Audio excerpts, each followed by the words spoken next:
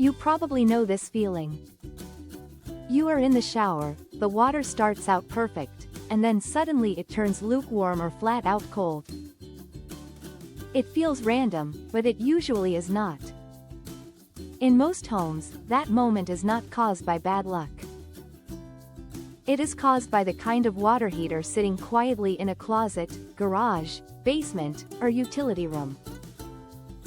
And once you understand the difference between tank and tankless, a lot of everyday home problems make much more sense. Water heating also matters more than many people realize, because it accounts for about 18% of a home's energy use and is usually the second largest home energy expense. When people shop for a new water heater, the discussion often sounds simple. Old tank heaters are seen as basic, while tankless heaters sound modern, endless, and automatically better. But the truth is more interesting than that. These two systems solve the same problem in two very different ways. One stores hot water in advance and keeps it ready. The other waits until you ask for it and heats it on the spot.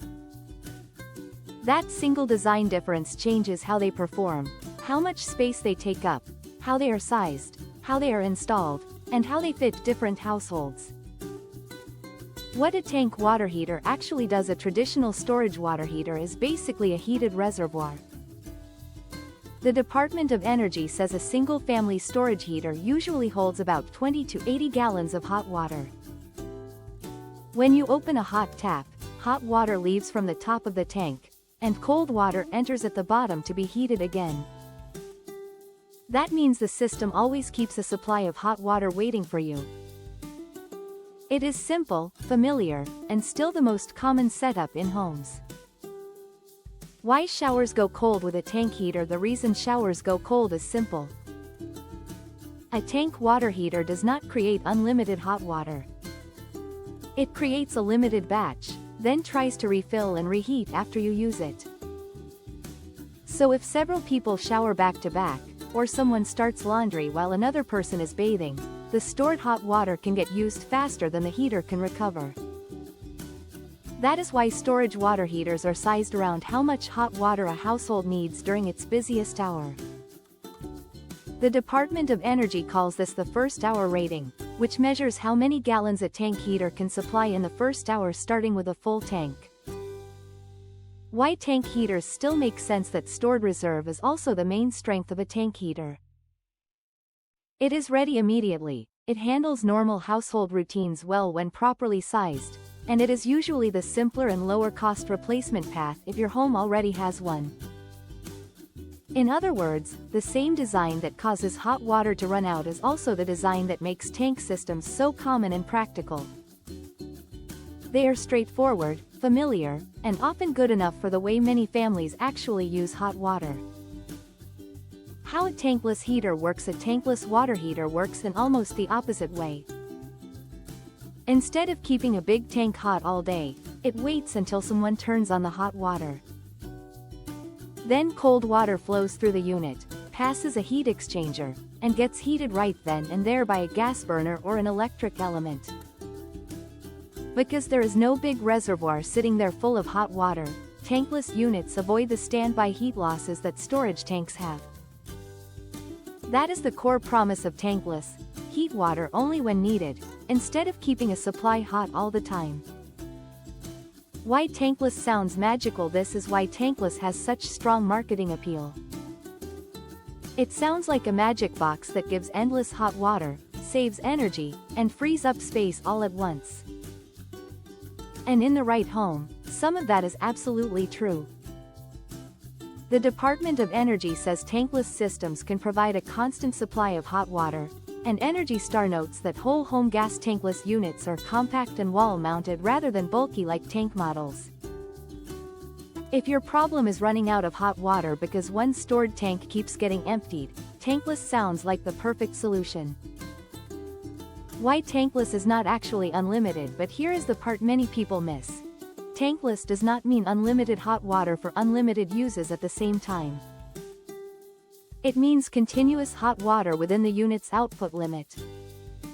The Department of Energy says tankless heaters typically deliver about 2 to 5 gallons per minute, with gas models generally producing higher flow rates than electric ones.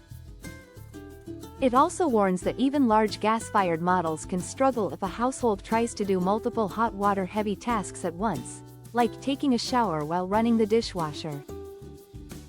So tankless solves the empty tank problem, but it replaces it with a flow rate problem if the unit is too small or the household demand is too high. The real difference in plain English, the easiest way to understand the difference is this. A tank heater is like keeping several hot buckets ready in advance. A tankless heater is like having a powerful heating machine that works live, in real time. If your home needs a lot of hot water all at once, the question is not just which system is better. The real question is whether the system matches your peak demand.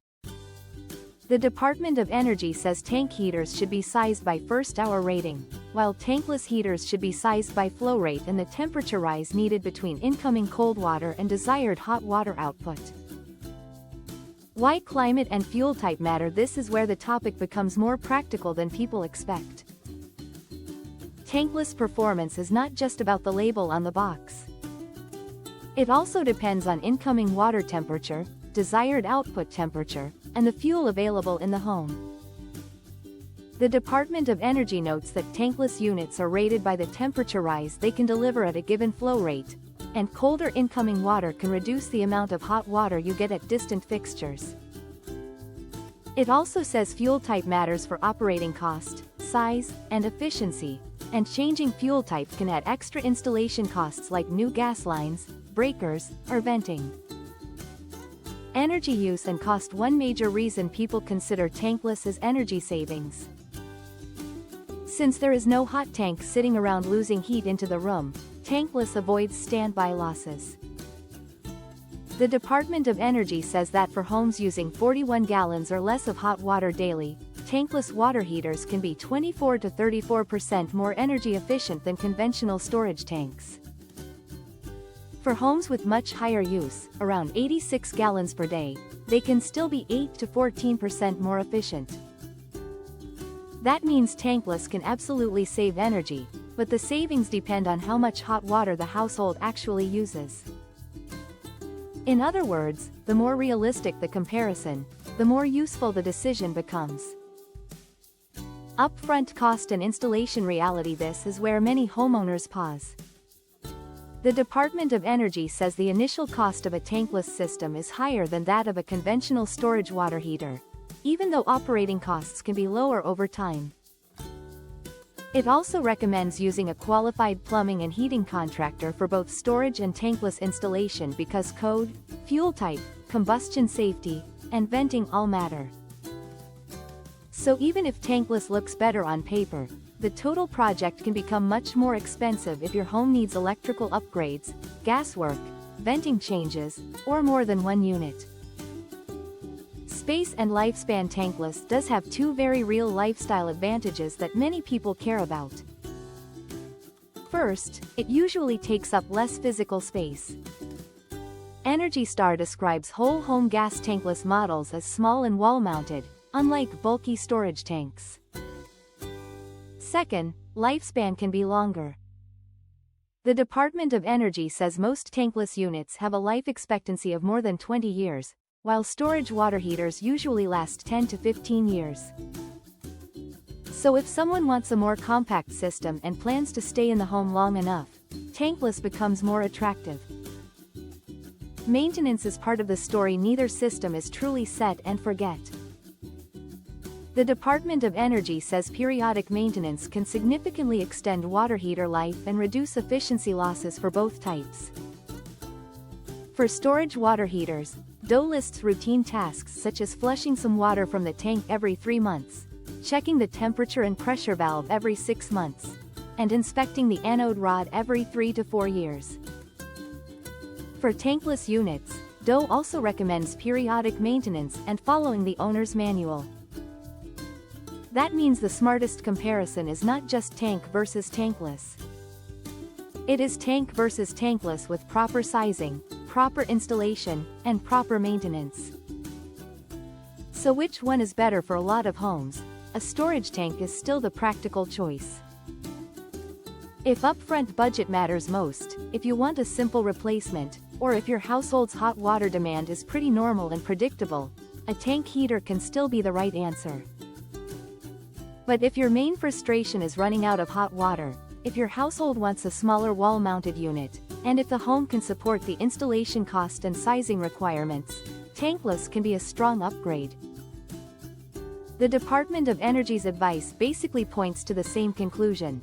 The right water heater is the one that provides enough hot water for your household while also fitting your fuel type, size needs, efficiency goals, and total cost.